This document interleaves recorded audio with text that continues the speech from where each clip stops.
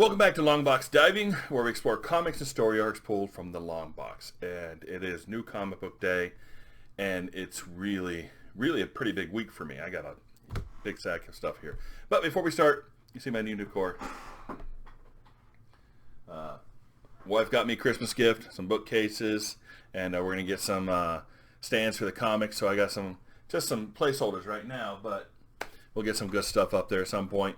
But I wanted to show it off. So this week, comics, what I got. First, X-Force number 3. This has been fantastic. The best of the Dawn of X run by far. Benjamin Percy's been doing a great job on this. This is the number one book of the Dawn of X. So I can't wait to get into that. Undiscovered Country number 2 is Scott Snyder, Charles Soule. First one was interesting, a little weird. America has been walled off from the rest of the world, and it's called over for some help, and they think America's going to help them, but there's a twist of some sort, and it's like Mad Max type weirdness. I mean, look at that.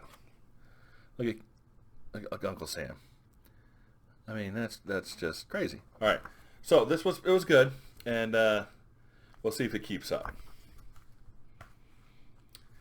Next is Something is Killing the Children number 4.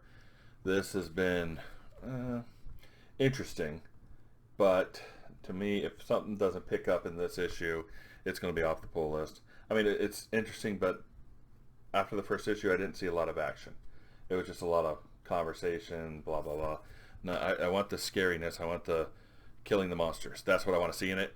James Tynion, you're doing a good job, but man, we need some more scary. Then I have Fallen Angels number 3 with Hill and Kradinsky doing the art. This cover is really beautiful, but the art inside does not match. We're still with the same artist, and I think a lot of interest in this book is being lost because of the artist. I don't think the artist is good at all. It's hard to follow sometimes with who's doing what because of the zeroing in on the faces, but the writing, the story itself has been fantastic. This is my number 2 book of the Dawn of X series, with X-Men and Marauders tied at 3. We'll see. I mean, I like it. I'm going to keep getting it, and it's a recommend just for the story if you can get past the art. The art's pretty bad. Detective Comics 117. Cold Vengeance. Detective Comics. Okay. So, I believe this has swapped. Yep, Tom Taylor is now taking over the story. If he's going to be on it for a while, I haven't I haven't really liked a lot of what Tom Taylor's done. DC's was okay, but a lot of the other stuff Tom Taylor's done has been just meh. So, and the art's okay. It's not top tier, but it's okay. So that's going to be one that's going to be kind of it better keep me going. It better keep me interested, or it's going to be off because I'm already spending way too much. All right, so Batman's Grave number 3 of 12. Ellis, Hitch. First 2 issues were fantastic. The art was great.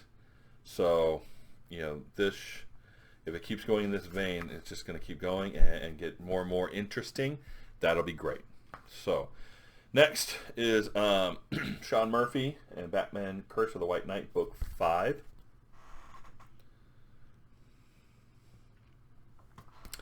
Some big stuff happened last issue with Azrael and Batman and all, with Joker, and it's, if you're not getting it, you're missing out. You need to really pick these up. If not, it's probably a little late. You probably need to get onto the trade, get the trade, but definitely worth the time. Batman and the Outsiders, number 8. This is another Brian Hill, and Dexter Soy does the art. Dexter Soy, to me, is one of the top tier artists right now. His stuff is so good. I mean, look at that. Katana and Black Lightning in a sphere of lightning floating. That is just crazy stuff. That is so good.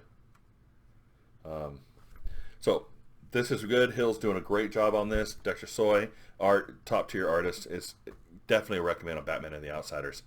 And then I picked up this one. Now, I don't know the writer. I don't know the artist. The art looks okay. But I do know the other Tales from the Dark Multiverse has been fantastic. So this is Teen Titans, the Judas Contract, Tales from the Dark Multiverse.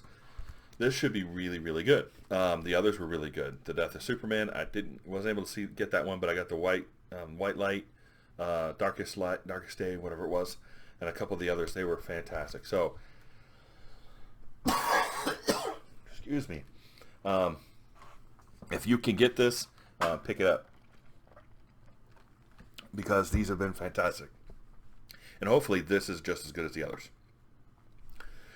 Next, Doom 2099. Zdarsky, Costello doing the art.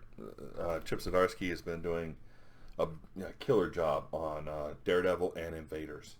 So Doom 2099, if he keeps going the way he does the other books, this is going to be a great read. So I picked it up, and we'll see. The art's pretty good. It's not top tier, but it's pretty good. It's not bad at all. A lot better than Fallen Angels. All right. I also ended up getting this Punisher Soviet #2. I don't know why. It was just in my pull. Sometimes they do know what I like, and sometimes I find that I actually like the thing they put into my pull for me. So sometimes I go ahead and pick it up anyway, just because they thought I might like it, and we'll see. I like Garth Ennis. The art is actually really pretty good in here, and so we'll see. I didn't get #1, but I got #2, so now I have to go find #1 if #2 is good. And then, again, hey, we're still going. Again, Symbiote Spider-Man Alien Reality by Peter David and Greg Land. This is really good. The first series, the Symbiote Spider-Man, was really good. He went against what's his face? Mysterio. Now he's going against Hobgoblin. It looks like Hobgoblin. But he looks a little different because there's a spot in here where it looks like Hobgoblin. I won't tell you. It's a secret. You'll have to buy it and read it. What they do have is, I think, a new Black Cat. Look at that. Redhead. All right. Then I picked up Dark Knight Returns: The Golden Child by Frank Miller and Grandpa. This is the one where they had to pull the advertisement down because it was offending people in certain parts of the world. It's typical Frank Miller style art, but I don't know the exact story, but I guess it's like the children of the heroes or something like that. It should be pretty good. I enjoy some of the other stuff Frank Miller did, though. The Superman Year One was kind of weird, really weird. And then I picked up Justice League Odyssey #16